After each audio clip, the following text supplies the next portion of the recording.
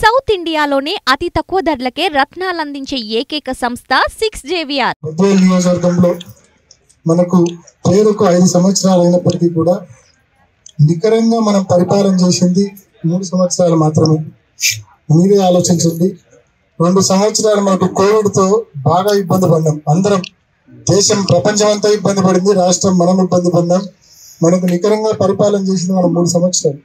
ఈ 3 సంవత్సరాల్లో నియోజకవర్గంలో ఎన్ని మంచి పనులు జరిగినాయో ఒక్కసారి మీరు ఆలోచించేయండి.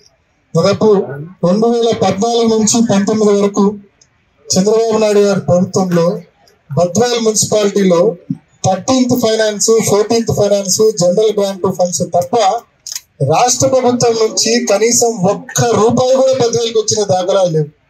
అదే 2019లో జగన్మోహన్ రెడ్డి గారు ముఖ్యమంత్రి అయిన తర్వాత రాష్ట్ర ప్రభుత్వం నుంచి దాదాపు 130 కోట్ల రూపాయల నిధులు మంజూరు చేయడమే కాకుండా అందులో 50 కోట్ల రూపాయల పనులు కూడా సీసీ రోడ్లలో పూర్తయిన పరిస్థితి మనం చూస్తా ఉన్నాం. ఇవాళ కల్లారా ఈ 2-3 సంవత్సరాల్లోనే చూసాం పనులు జరిగేది. అంతేకాకుండా నీళ్ల సమస్య కూడా ఈరోజు బ్రహ్మం సాగర్ నుంచి మనకి ఇబ్బంది లేకుండా మున్సిపాలిటీకి నీళ్ళు వచ్చే పరిస్థితి. ముఖ్యంగా మనం ఏ చిన్న పని పడినా కూడా గతంలో రాజంపేటకు పోవాల్సి వచ్చేది ఆర్డీఓ ఆఫీస్కు. ఇవాళ బద్వేల్లోనే ఆర్డీఓ ఆఫీస్ మనకు తీసుకొచ్చారు.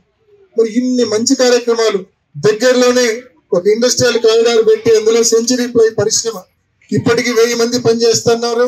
దాంట్లో మరొక 1500 మంది కూడా దాంట్లో పనిచేస్తూ ఉద్యోగాలు రాబోతా ఉన్నాయి. రాబోయే రోజుల్లో మరొక 6 మాసాల్లో ఇంకో 1500 మంది అడిగి ఉద్యోగాలకు పోయే అవకాశం ఉంది. అంటే ఆ 2500 మంది ఉద్యోగులు పనిచేసే ప్లాంట్ గా సెంచరీ ప్లాంట్ ఇక్కడ ఉంటుంది. సో ఇన్ని రకాలుగా పరిశ్రమ తెచ్చే విషయంలో కావచ్చు, రోడ్ల విషయంలో కావచ్చు, నీళ్ల విషయంలో కావచ్చు, రెవెన్యూ డివిజన్ ను బద్వేల్లోనే రెవెన్యూ డివిజన్ తీసుకొచ్చే కార్యక్రమం కావచ్చు, ఇన్ని రకాలుగా జగనన్న ప్రభుత్వం మనందరికీ కూడా అండగా నిలబడింది.